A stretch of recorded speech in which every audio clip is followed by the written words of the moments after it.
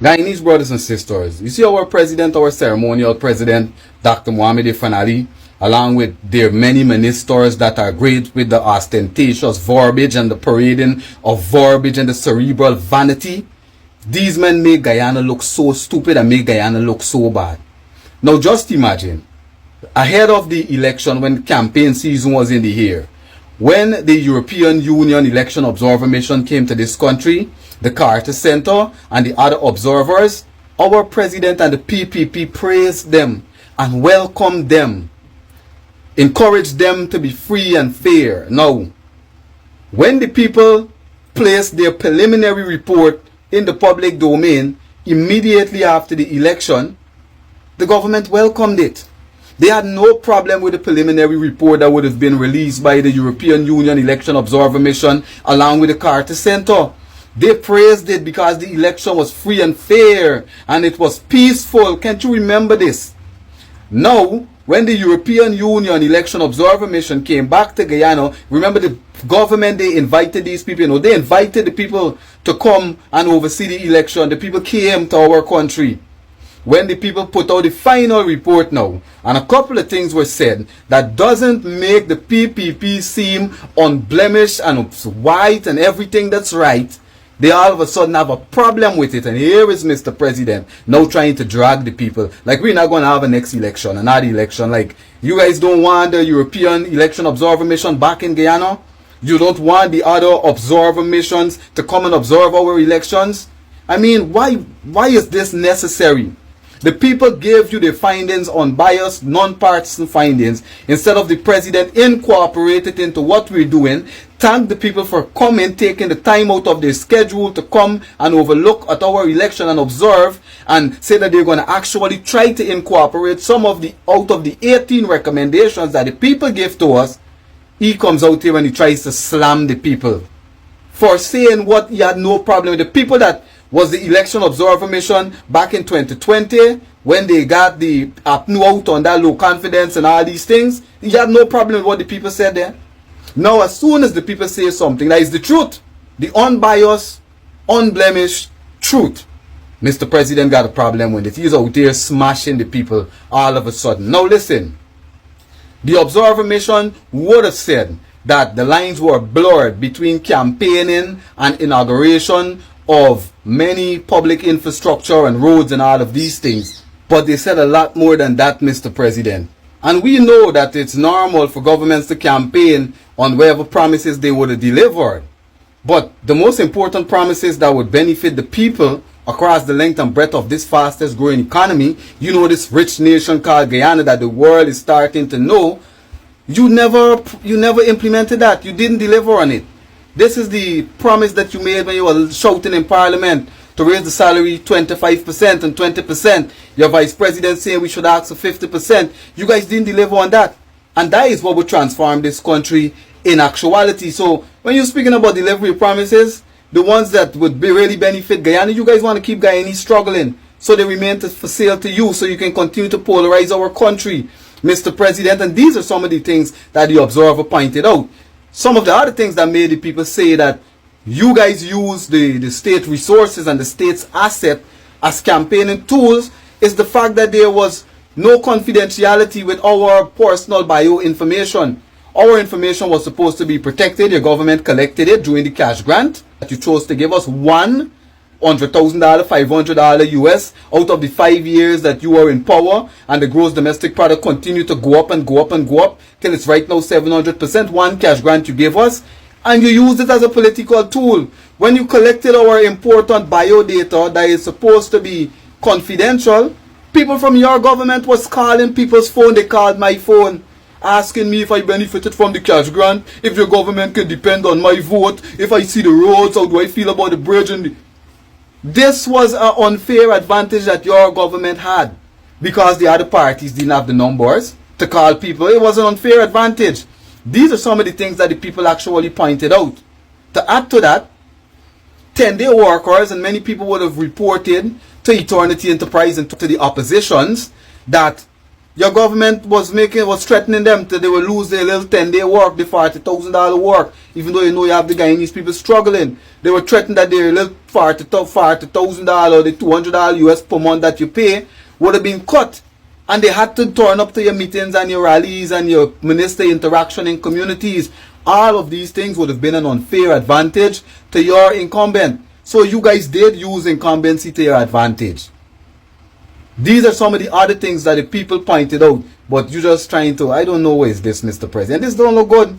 So this is what we're saying.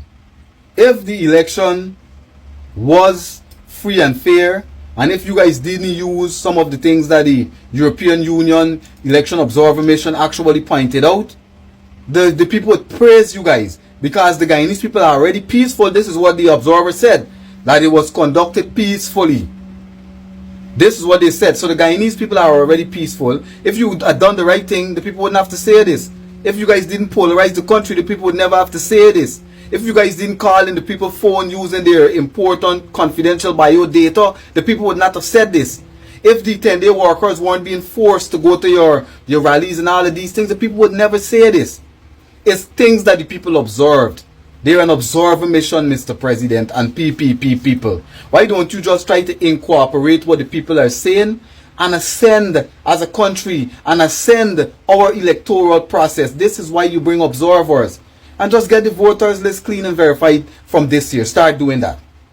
Start doing that from this year. Start trying to implement advanced biometrics for voting. Start that. This is what the government needs to be doing, not coming out and be trying to drag the people, the same people that has been observing election in this country for years, for decades. I don't understand. The PPP, they're making our country look bad. The president is making our country look bad.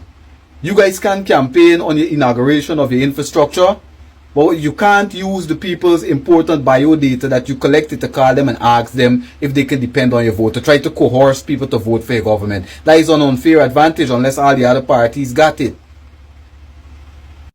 There is supposed to be a breakdown on the amount of money that you would have invested as you campaign. You guys are supposed to release that and have transparency and the same accountability that you're speaking about with it. You didn't do it. Up until today, we're being told that that report has still not been submitted. So all of these things are things that the observer missions pointed out.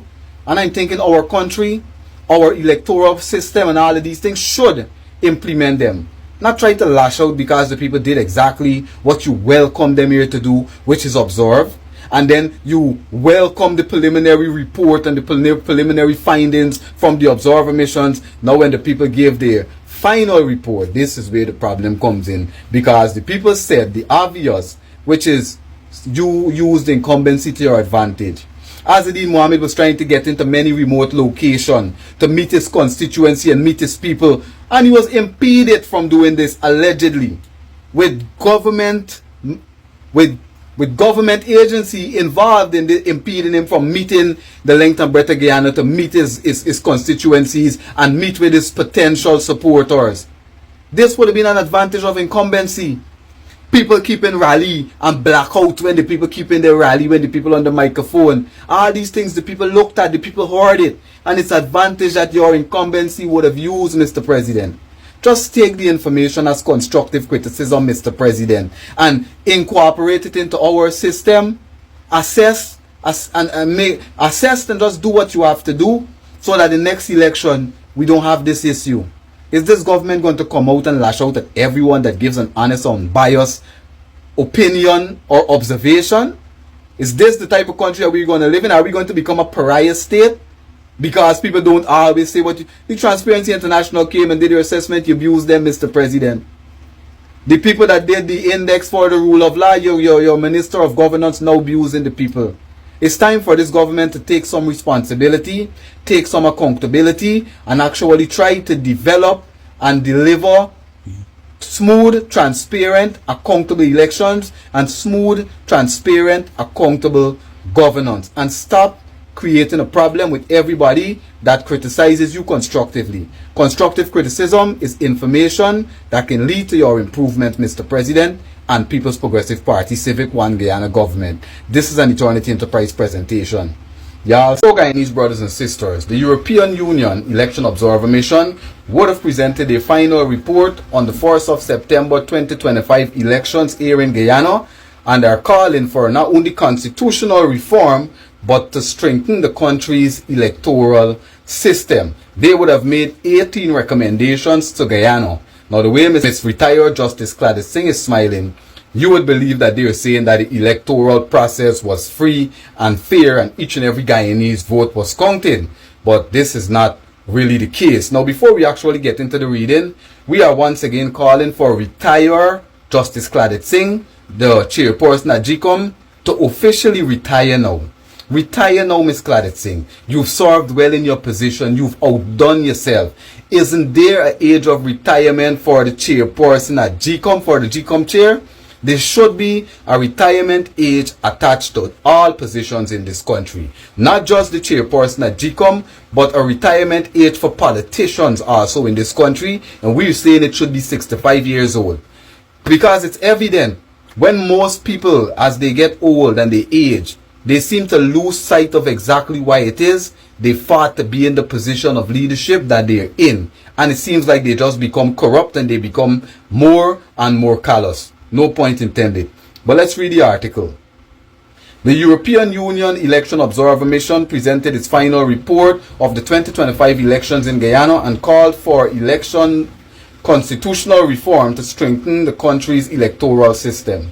The EU team made 18 recommendations in the report, which covers aspects of the country's legal framework, the election administration, voters registration, election day, media, and social media. That's a lot of ground these people covering. This don't sound free and fair to me.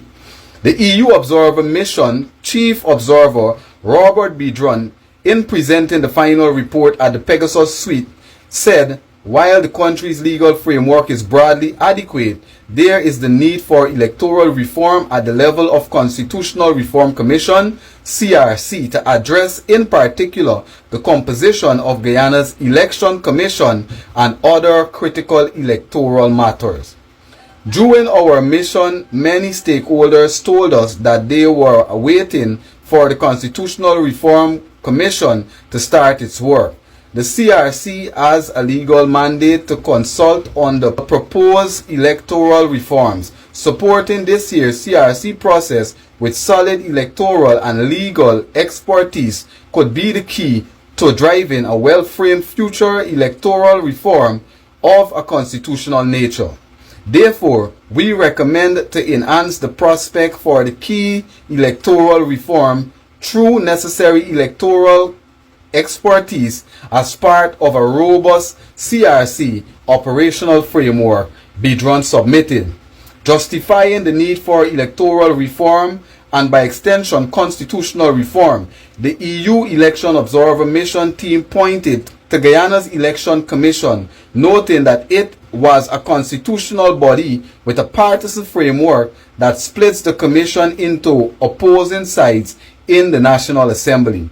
However, at present, the commission, which was appointed between 2007 and 2022, does not reflect the changing configuration of the National Assembly. Further, it precludes broader inclusion and, according to the EOM, risks insufficient decision making. So they're basically saying, with the emergence of the We Invest in Nationhood Party, who has proven to be a political power in this country, they should also have representatives in the GCOM Commission, which is exactly what We Invest in Nationhood would have been calling for. So, don't you think that the We Invest in Nationhood should have their commissioners? Well, remember now, we have two oppositions right now in Parliament. We have three actually, but Forward Guyana got a 1 seat.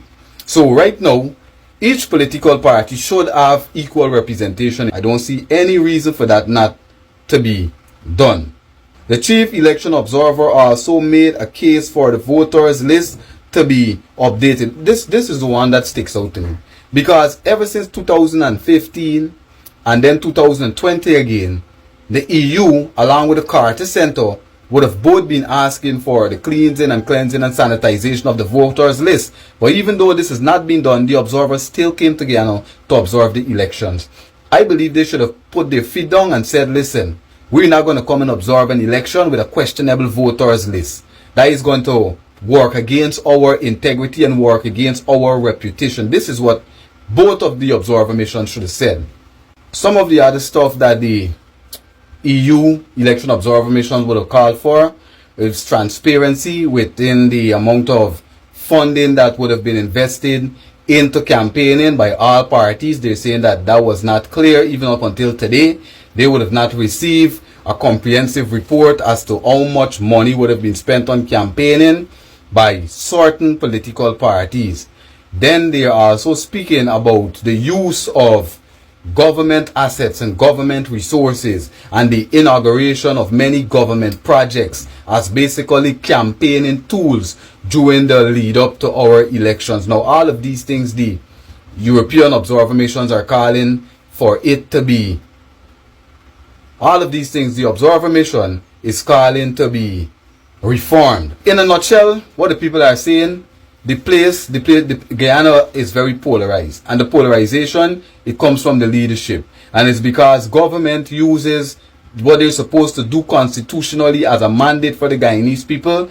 They use it for politics. So as a result, one side doesn't trust the other side, this side doesn't trust the other side, and many a times the PPP supporters see the PPP as the only hope for Guyana at the exclusion of the supporters of other parties. So this kind of bias is why we have the exact landscape that we have in Guyana, where we continue to have to be depending on opposition because of the polarization of the country. Look at what's going on today. We have the fastest growing economy, one of the highest gross domestic product earnings per capita, and yet still we have such a high rate of poverty. We are amongst the 5 countries in South America with the highest rate of poverty, even though we have the highest earnings in this country. And this is because of the polarizations by the 2 strongest party in this country. And I'm going to say the PPP because they have run this country for most of the last 33 years. So governments need to understand this. Your mandate is not to take care of your affiliates and cohorts alone and your favorites and your one Guyana people. PPP need to understand this. Your mission, your assignment, your mandate is to take care of all Guyanese. Your teachers are struggling under you, PPP, your nurses, your police, your soldiers, phlebotomists, microscopists, people in the private sector are struggling. And it's because you guys want to polarize Guyana. So I hope you know that before the next election, and even by next year, we need to have all of these constitutional and electoral reforms instituted. Because unless these things are instituted, the country is going to continue to be divided. And whichever government goes into office, they're going to continue to take care of their affiliates and cohorts and their supporters while excluding the masses of the country. Because look at it, 45% and higher living at and below the poverty line, all in the name of politics. So we hoping that the powers that be take heed to what the European Union Election Observer Mission is saying and actually get the constitutional and electoral reform in place before the next election. And we hoping that Ms. Claudette Singh could finally go and relax and rest herself because she has served well, but there needs to be an age of retirement for people that hold these major positions and these major platforms. This is an Eternity Enterprise presentation. Y'all stay safe.